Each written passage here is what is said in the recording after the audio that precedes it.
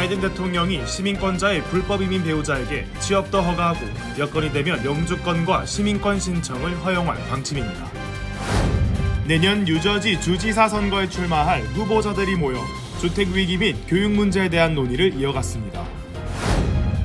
한국국세청이 지난해 5억 원이 넘는 해외 금융계좌를 보유한 한국 납세자는 계좌 정보를 7월 1일까지 신고해야 한다고 밝혔습니다.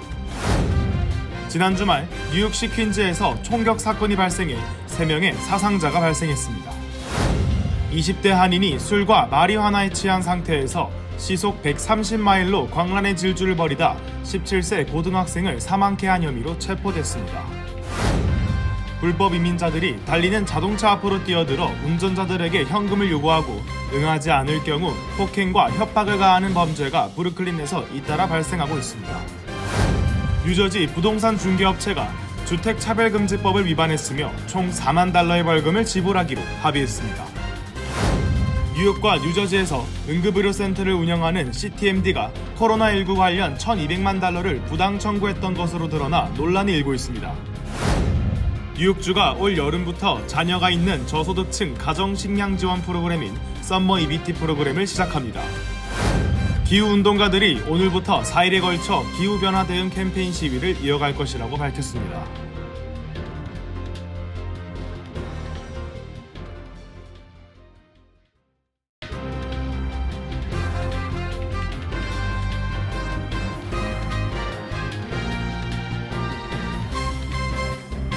여러분 안녕하십니까? KBTV 뉴스9 이창원입니다. 조 바이든 대통령이 불법 입국자의 망명 신청을 제한하는 이민 제한 명령을 내린 가운데 시민권자의 불법 이민 배우자에게 취업도 허가하고 요건이 되면 영주권과 시민권 신청을 허용할 방침입니다. 바이든 대통령은 대선을 앞두고 인플레와 불법 이민자 문제 등이 최대 취약점으로 지적되고 있는 가운데 이 같은 방침을 알린 것입니다. 전상 기자가 전해드립니다. 뉴욕타임즈는 오늘 바이든 대통령이 시민권자의 불법 이민 배우자에게 추방 금지와 취업 허가 등의 혜택을 줄 계획이라고 보도했습니다. 시민권자와 결혼하면 당연히 시민권 혹은 영주권이 주어지지만 불법으로 미국으로 들어왔을 경우 시민권자와 결혼한다 해도 불법 전력이 삭제되지 않아 불법 체류자 신분은 그대로입니다. 바이든 대통령은 대선을 앞두고 물가 상승률이 연 9.1%에서 3.4%로 내렸다는 통계를 거짓말로 만드는 인플레와 불법 이민자들에게 남부 국경문을 활짝 열어두고 있다는 비판 등 이 두 가지가 최대 취약점으로 지적되고 있는 가운데 이 같은 방침을 알린 것입니다. 특히 불법 이민자 급증과 국경 방치 문제는 바이든과 민주당을 지지하는 진보 성향 국민들도 비판적입니다. 그러나 이민 문호를 엄격하게 제한하면 중남미, 라틴계 히스패닉 유권자와 본격 진보파 지지자들로부터 배척당할 수 있습니다. 바이든은 나흘 전 남부 국경에 망명 신청 제한령을 내렸습니다. 바이든이 대통령이 된 후 망명을 외치는 불법 입국자와 국경 순찰대 간의 조우가 하루 10,000명에 달했습니다. 붙잡혔다 석방돼 미국에 남아도 되는 불법 체류자가 1년에 360만 명이 생기는 것입니다. 비난이 쇄도하자 바이든 대통령은 망명을 외치는 불법 입국자와의 체포 건수를 2,500건으로 제한했습니다. 즉 체포 건수가 이 선을 넘으면 망명을 외쳐도 소용없이 불법 입국으로 즉시 추방해버린다는 것입니다. 국제법상 불법적으로 국경을 넘었다 해도 망명을 신청할 경우 어느 정부나 신청을 심사할 의무가 있으며 이 심사 기간 신청자는 입국한 나라에 체류할 수 있게 됩니다. KBTV 뉴스 전상입니다. 뉴저지주 2025년 주지사 선거에 출마할 후보자들이 모여 주택 위기 및 교육 문제에 대한 논의를 이어갔습니다. 기러민 기자가 전해드립니다. 지난 금요일 뉴저지 계획 및 재개발 회의에 참석한 뉴저지 주지사 후보자들이 주택 및 교육 관련 문제에 관해 논의했습니다. 이날 총 4명의 후보자들이 토론을 이어갔으며 NJ 스팟라이트 언론인 브리아나 바노츠가 토론 사회를 맡았습니다. 아프리칸 아메리칸인 바라카 시장은 조닝은 뉴저지주 개발에 배타적이며 법적으로 개발이 배제된 구역을 설정해놔 사람들의 접근과 개발을 차단하고 있다고 지적했습니다. 한편 71세 존 브람닉 뉴저지주 공화당 연방상원의원은 이 같은 바라카 시장의 지적에 반대하며 지역 개발에 있어 구역 설정이나 제한 없이 무분별하게 개발하는 것은 안 된다고 말했습니다. 차기 뉴저지 주지사에 도전하는 민주당 스티븐 플롭 저지시티 시장은 뉴저지 전역의 주택 위기 문제를 지적하고 나섰습니다. 올해 47세로 젊은 시장으로 알려져 있는 플롭 시장은 누군가 주택 부족으로 인해 주택을 살 수 없다면 이는 주택 시장 가격 상승과 30년 모기지 비용이라는 부담을 안겨준다며 가정경제를 이러한 악의 고리에서 끊기 위해서는 주택 공급에 박차를 가해야 한다고 말했습니다. 잭 시아타렐리 공화당 소속 뉴저지주 전 하원의원은 저렴한 주택 공급을 위한 주정부 차원의 접근 방식에 변화를 불러와야 한다고 전했습니다.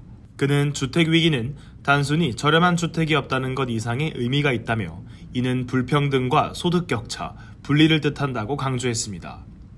이어 뉴저지 공립학교에서 지속적으로 이어지고 있는 학교별 인종 불균형을 지적했습니다. 시아타렐리 전 의원은 공립학교 시스템과 교육이 학생들과 학부모를 실망시키고 있다며 기본을 중시하는 교육으로 돌아가 학생들의 기본 소양을 탄탄히 하는 데 집중할 것이라고 말했습니다. KBTV 뉴스 길련민입니다. 한국국세청이 지난해 5억 원이 넘는 해외 금융 계좌를 보유한 한국 납세자는 계좌 정보를 7월 1일까지 신고해야 한다고 밝혔습니다. 만약 신고를 하지 않거나 적게 신고를 한 경우 미신고 금액의 최대 20%에 상당하는 과태료가 부과될 수 있습니다. 한국국세청은 1만 2천 명을 대상으로 신고 안내문을 모바일과 우편으로 발송할 예정입니다. 전상 기자가 전해드립니다. 해외 금융계좌 신고의 달을 맞아 국세청은 보도자료를 통해 가상자산을 포함해 지난해 해외 금융계좌 내 현금, 주식, 채권, 보험상품 등 잔액 합산 총액이 5억 원을 초과할 경우 계좌 정보를 다음 달 1일까지 납세지 관할 세무서장에 신고해야 한다고 밝혔습니다. 특히 과거에 신고했더라도 2023년 매월 말일 중 어느 하루라도 모든 해외 계좌 잔액 합산 금액이 5억 원을 넘었다면 이번에도 신고를 해야 한다는 점을 유념해야 한다고 강조했습니다. 신고 의무자는 한국 내 주소를 두거나 183일 이상 거소를 둔 개인을 말하며 내국 법인은 한국 내 본점, 주 사무소 또는 사업의 실질적 관리 장소를 둔 법인을 의미합니다.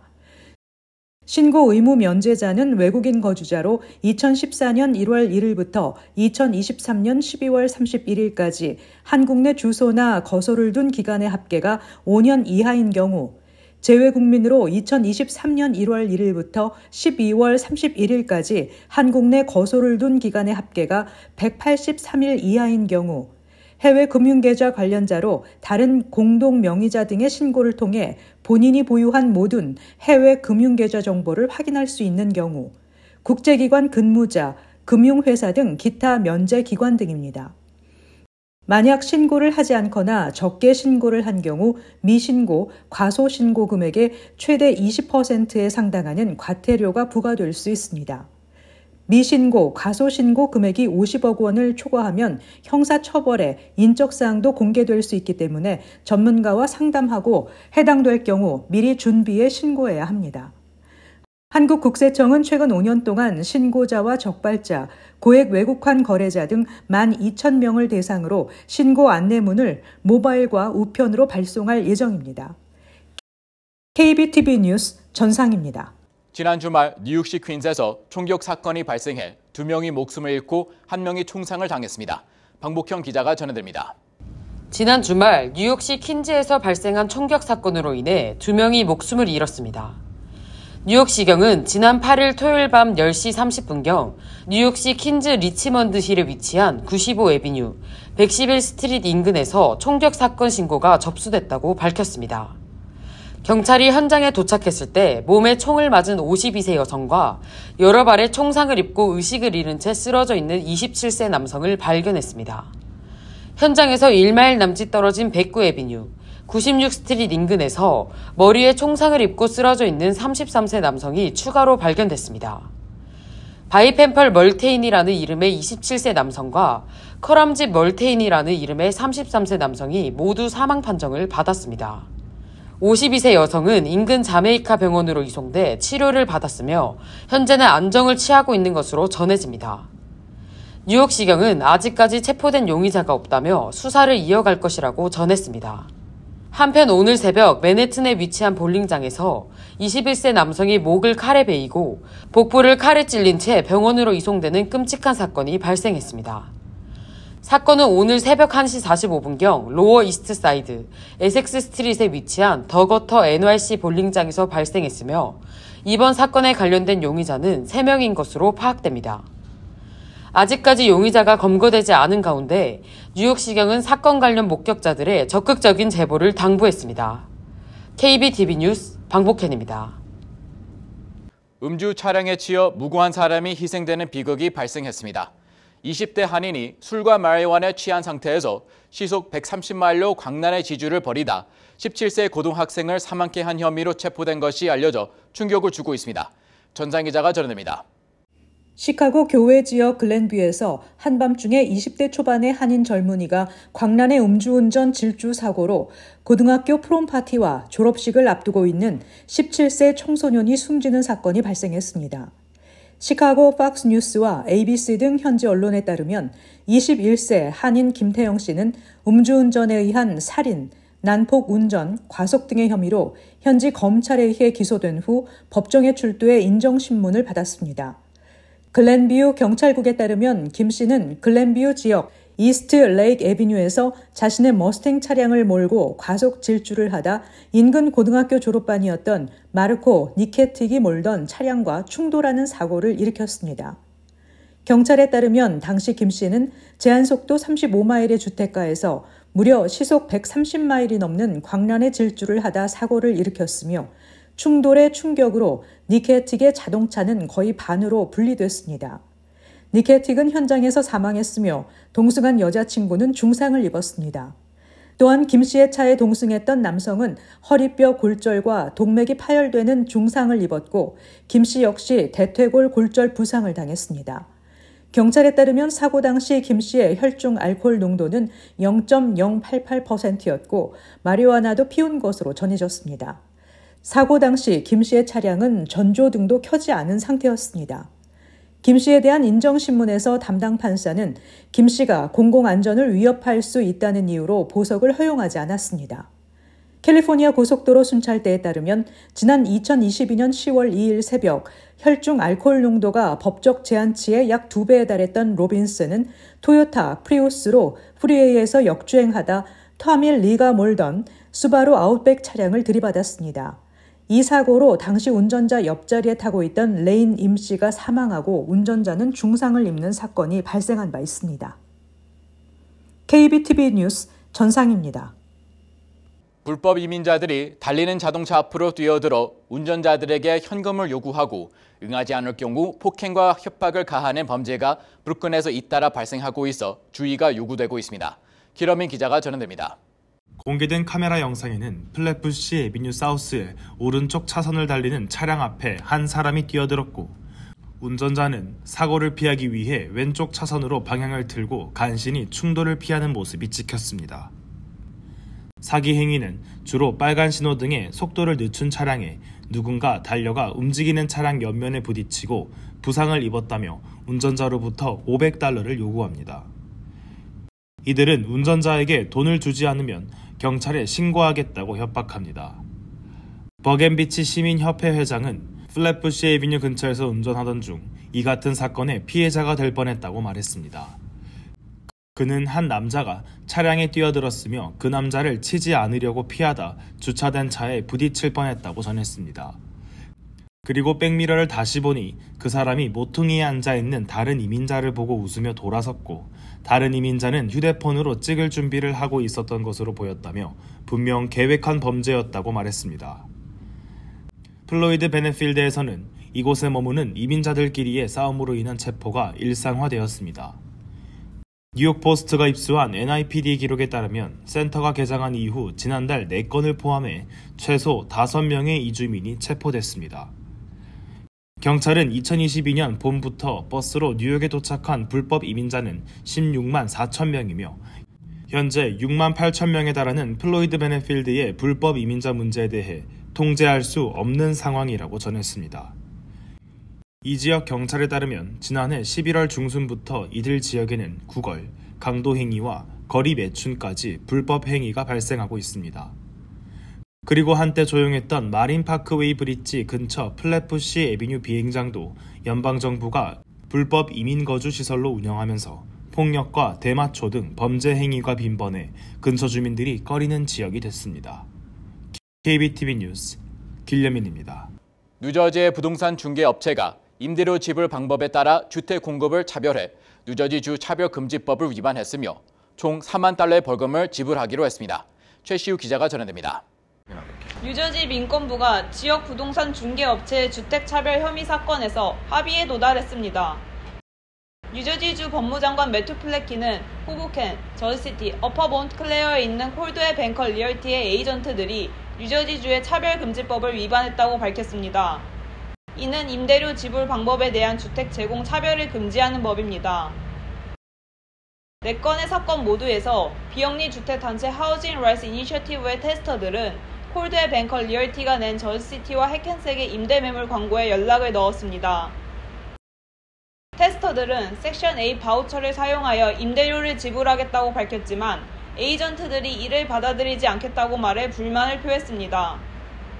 보도자료에 따르면 4건 중 3건의 사건에서 콜드웰 에이전트는 섹션 A 바우처 사용에 대해 즉시 응답하지 않고 집주인과 확인하겠다고 말했습니다. 추후에 집주인이 섹션 A 바우처를 받지 않겠다고 했다며 테스터들에게 통보했습니다. 4번째 사건에서는 에이전트가 즉시 테스터에게 이 부동산은 섹션 8에 등록되지 않았으며 허가되지 않았다고 알리며 내 시간을 낭비하지 말라고 말했습니다.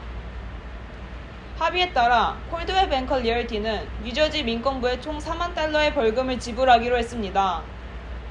또한 하우징 라이츠 이니셔티브의 도움을 받아 소득 출처에 따른 차별을 중단하고 직원들에게 공전주택 교육을 제공하며 모든 에이전트가 주택 바우처를 처리할 수 있도록 바우처에 대해 잘 아는 직원을 배치하기로 합의했습니다. 플래키는 우리는 뉴저지 주민들이 정부의 임대 지원을 사용해 주택에 접근할 권리를 지키기 위해 나서고 있다고 말하며 주민들의 주택 접근을 방해하거나 저해하면 책임을 묻게 될 것이라고 밝혔습니다. KBTV 뉴스 최시우입니다. 뉴욕과 뉴저지주에서 응급의료센터를 운영하는 3MD가 코로나19 관련 1,200만 달러를 부당 청구했던 것으로 드러나 논란이 일고 있습니다.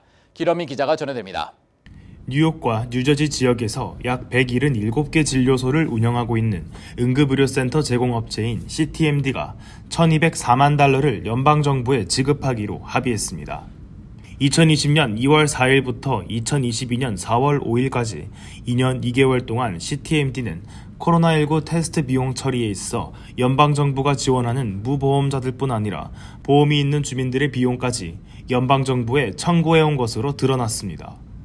법무부는 CTMD 측이 무보험자에게만 지원되는 코로나19 테스트 비용과 치료 및 백신 비용을 청구하기 전에 대상자들의 보험 여부를 제대로 확인하지 않고 무분별하게 환급을 신청했다고 지적했습니다.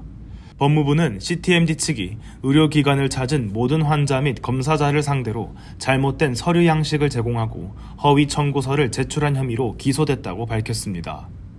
조사에 대응해 CTMD 측은 연방당국의 조사에 협력하고 제3자를 고용해 의료비 청구서 현황을 파악하는 데 적극 협조했습니다. 이번 허위 청구 사실은 CTMD에 환자로 방문했던 스티븐 키친거의 고발로 진행됐으며 그는 합의금으로 204만 달러를 수령할 것으로 전해집니다. 특히 이번 코로나19 테스트 관련 부당 청구 혐의는 의료 관련 사기 및 팬데믹 관련 사기를 퇴치하기 위한 연방정부 차원의 노력으로 드러났습니다. 연방보건국과 법무부는 팬데믹 기간 부당으로 의료비를 신청하거나 실업수당을 청구한 사건과 관련한 조사를 계속해서 진행 중입니다. KBTV 뉴스 길려민입니다. 뉴욕주가 올 여름부터 자녀가 있는 저소득층 가정 식량 지원 프로그램인 여름 무상급식 Summer EBT 프로그램을 시작합니다. 주 전역 200만 명 이상의 저소득층 가정의 자녀들이 여름방학 기간 1인당 매달 $40씩 총 $120가 충전되는 Summer EBT 카드를 지급받게 됩니다. 전상 기자입니다. 뉴욕주가 여름방학부터 저소득층 자녀가 있는 가정들을 대상으로 연방정부 식량 지원 프로그램을 제공합니다. 팬데믹 기간 제공됐던 PEBT 카드 상당수가 뉴욕시에서 미사용 상태로 남아있는 것으로 파악됨에 따라 만료 기간이 더 짧은 서머 EBT 카드는 만료 전 사용하도록 주의가 요구됩니다.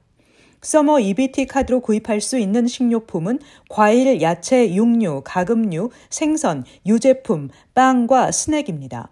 핫푸드와 애완동물 사료 또는 알코올 음료 등은 구입할 수 없습니다. 지난해 여름 뉴욕시에서 발행된 PEBT 카드 중 38만 1000여 개는 지난 4월 22일 기준 미사용 상태였으며 PEBT 카드는 발급일로부터 274일 후 만료되기 때문에 대부분의 가정은 이미 혜택이 종료됐을 가능성이 크다고 교육매체 초코비트가 보도했습니다. 일부 학부모들은 언어 장벽으로 지원금에 대한 정보를 받지 못했다고 설명했습니다. 데이빗 루벨 교육 컨설턴트는 서머 EBT 카드는 지급 후 122일이 지나면 만료되기 때문에 PEBT처럼 몰라서 미사용하는 경우가 없도록 홍보가 필요하다고 전했습니다. 자녀 1인당 매달 $40씩 총 $120가 충전되는 서머 EBT 카드는 푸드 스탬프, 메디케이드 수혜자 등 일부 적격 가정에는 자동 지급되지만 그 외 가정은 자격 요건을 확인한 후 7월부터 온라인으로 신청해야 합니다. 연방농무부에 따르면 서머 EBT 프로그램은 코로나19 팬데믹 기간 임시 프로그램으로 처음 시작됐는데 식량 사각지대에 있는 저소득층 가정의 수를 3분의 1로 줄이는 데 큰 역할을 했습니다. KBTV 뉴스 전상입니다. 기후운동가들이 오늘부터 4일에 걸쳐 기후변화 대응 캠페인 시위를 이어갈 것이라고 밝혔습니다. 캠페인 첫날인 오늘 기후운동가들은 월스트리트시티그룹 앞에서 모였습니다. 기러민 기자입니다. 기후운동가들이 오늘부터 목요일까지 나흘간 화석연료 자금 지원을 중단하라는 캠페인을 이어갈 방침이라고 밝혔습니다.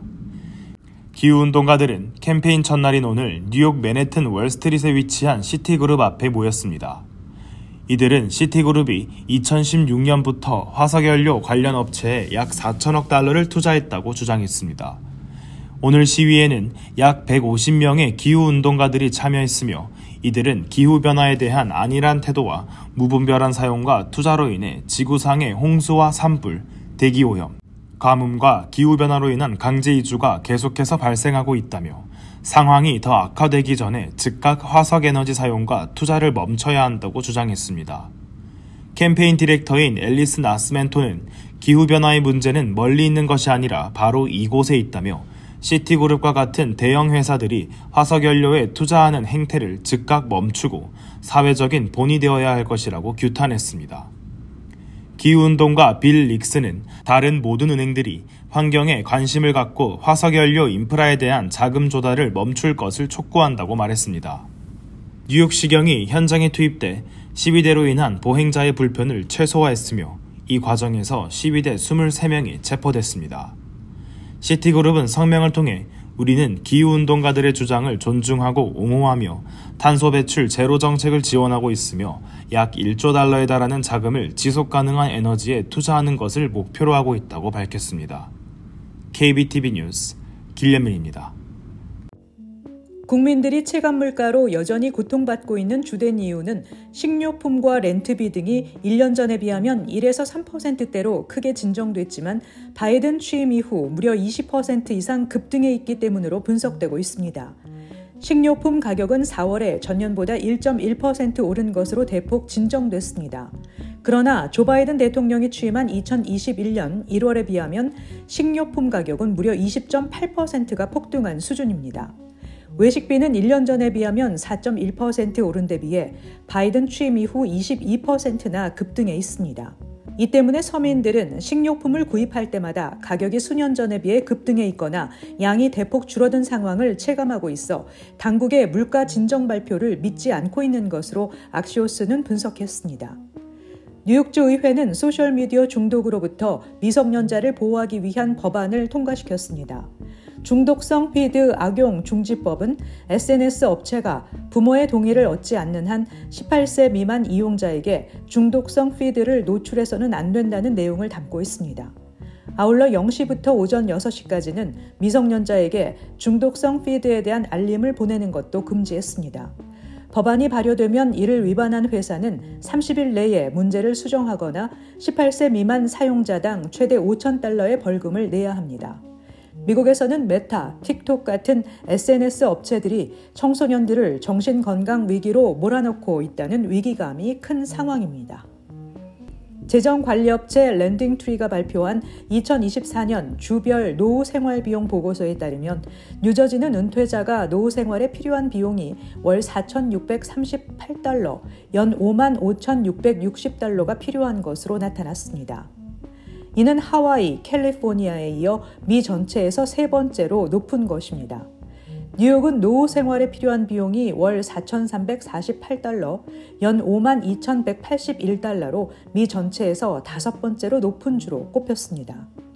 반면 은퇴 후 노후 생활 비용이 저렴한 곳은 웨스트 버지니아, 아칸소, 미시시피 등 남부 지역이 꼽혔습니다. 세부적으로 뉴욕 은퇴자는 월 평균 주거비 2,441달러, 식비 655달러, 교통비 733달러, 의료비 217달러, 오락 240달러, 개인관리 63달러를 쓰는 것으로 조사됐습니다.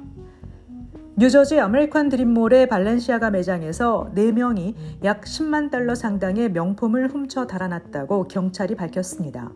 경찰은 남성 2명과 여성 2명이 매장에 들어와 수많은 물건을 가져간 뒤 돈을 지불하지 않고 도주했다고 전했습니다. 발렌시아가는 더 에비뉴라고 불리는 쇼핑몰의 럭셔리 쇼핑동에 위치한 명품 매장으로 이 브랜드의 가장 저렴한 가방은 나일론 토트백으로 425달러이고 가장 비싼 것은 소형 황동 핸드백으로 22,800달러에 달합니다. 또 여성용 운동화 소매가는 한 켤레에 약 1,000달러에 달합니다. 이 매장은 지난 2월에 문을 열었으며 2개 층에 걸쳐 1,460평방피트가 넘습니다. 캐시 호컬 뉴욕 주지사와 보건국장은 산모와 영아를 위한 보건정책인 둘라케어에 대한 접근성을 확대하는 법안을 발표했습니다.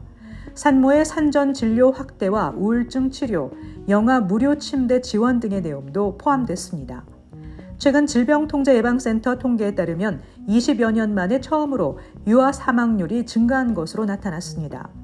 이러한 위기를 해결하기 위해 호컬 주지사는 양질의 산전 진료에 대한 접근성을 확대하고 출산 중, 출산 후에 임산부와 산후 여성에게 신체적, 정서적, 교육적, 비의료적 지원을 제공하자는 것입니다.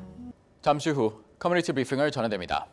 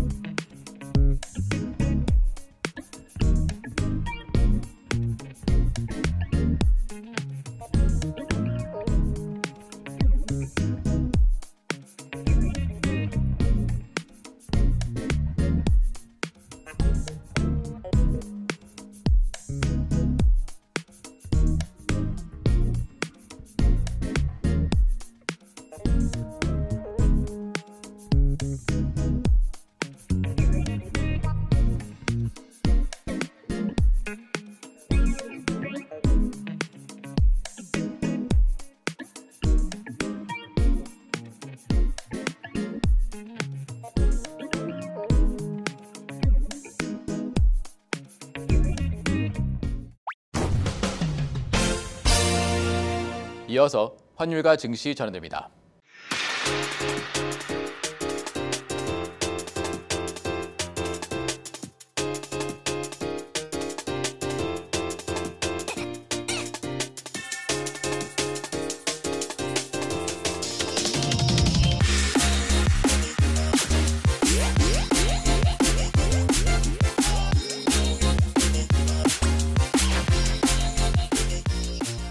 잠시 후 뉴욕과 뉴저지 날씨 전해드립니다.